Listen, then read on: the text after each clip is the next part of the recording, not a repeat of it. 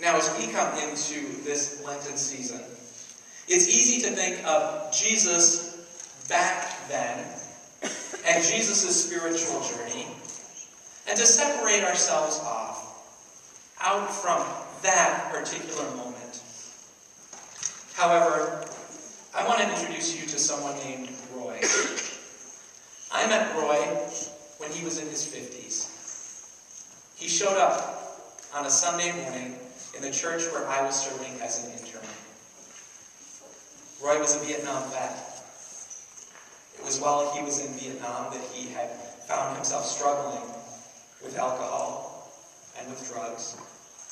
He had come back, had been homeless at different times, had struggled with mental health pieces, was finally in a place where he wanted to see his life back together. Around the same time, he was also meeting, or had met, a wonderful new woman that he was wondering if maybe there might be something there for them. So each and every Sunday, Roy would show up in church. And the first few weeks he was there, he sat in the very front row. Not so common in a lot of Lutheran churches. But he sat there, and finally one day I asked him, saying, Roy, you've been here, you've been sitting right in the front row. Is there a particular reason? And he said, I want you to know that I'm here.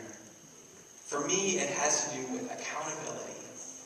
And that if I'm not here, that you would call or check in and say, where are you? Have you fallen off the wagon? Has something happened?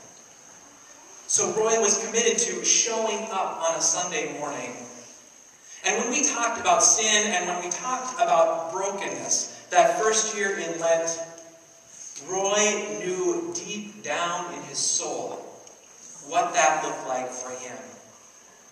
Having also served in the military and having served in Vietnam, he knew what that meant institutionally and what that had meant globally.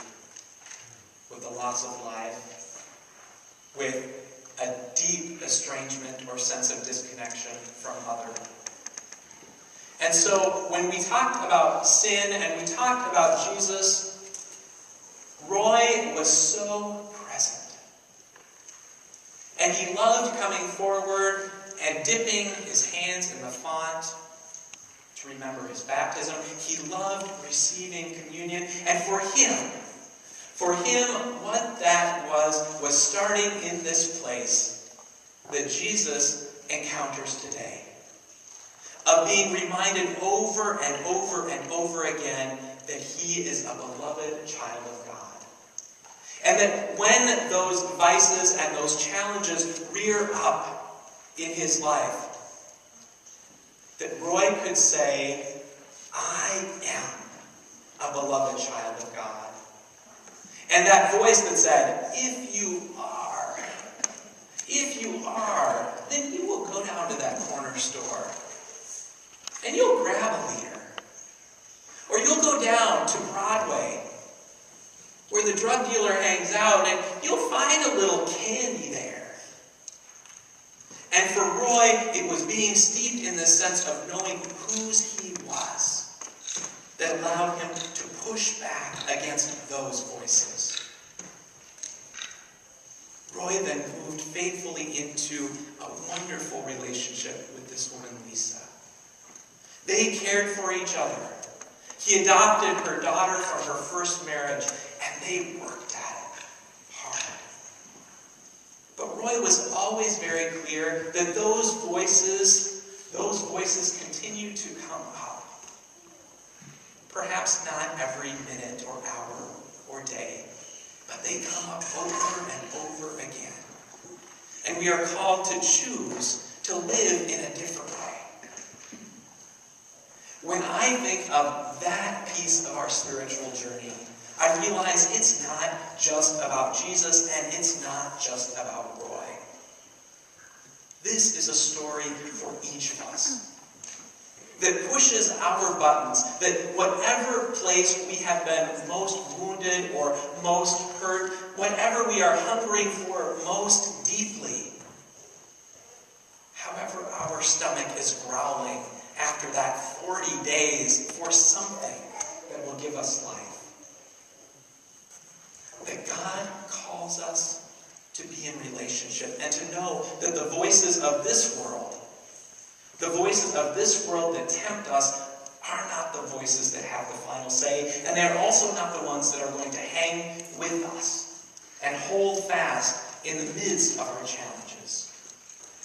That is the place where God enters in, and where we sing out that we might walk with Jesus in the midst of all of those pains and hurts and brokenness, those that we know or don't know as individuals, as a congregation, as a community, a nation, and as a world. Where is your journey today? My guess is most of you have had completely different experiences than Roy. Yet, each of us know that there are those voices that entice, that challenge. Perhaps it's hungering for more, that new fancy car, that much bigger house, that huge paycheck that we hear about people getting or read about in the business section of the Star Tribune. What is the hunger that lures us, that becomes an idol, a place of hurt? What is that one thing in which we are willing to push God or push back a little farther to say, okay, God, let me throw myself down here and just see if you can't pick me up? Perhaps it's in our relationship with a spouse or partner. Perhaps it's with a friend. We're willing to let ourselves fall and just hope that God will be there, lift us back up. Or perhaps we are really drawn to that sense of power, of us having the voice, the lead. There's something profound about the 12-step program. Because the first step is acknowledging there's an issue. And so when we come here today, it's not to hear the Debbie Downer voice.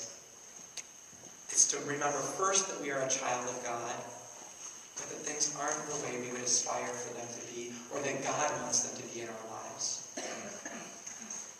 So we say, I'm broken. I'm hurt. I'm struggling. I'm wondering. Trying to figure something out. And I've got these things that I don't always get right. We own it. And the second step in the 12-step process, to acknowledge that there's a higher power. That there is a God that we are in relationship to, who has chosen and created us in wonder and in mystery. And that we, like Jesus, are children of God, anointed. And from those two pieces, we can then move forward into thinking about what it means for us to live differently, to choose a different path. At the end, the voice flees from Jesus. Not forever and for always, but for that moment. And when the voice comes back again, Jesus has claimed so richly and deeply his connection with the holy, who he is, that he's able to withstand all things, even to the cross and beyond.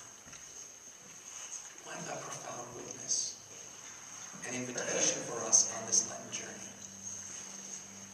where we let go of the Debbie Downer voice and instead live and bask in this Holy One who has created us, who allows us to let go. And go to cliche.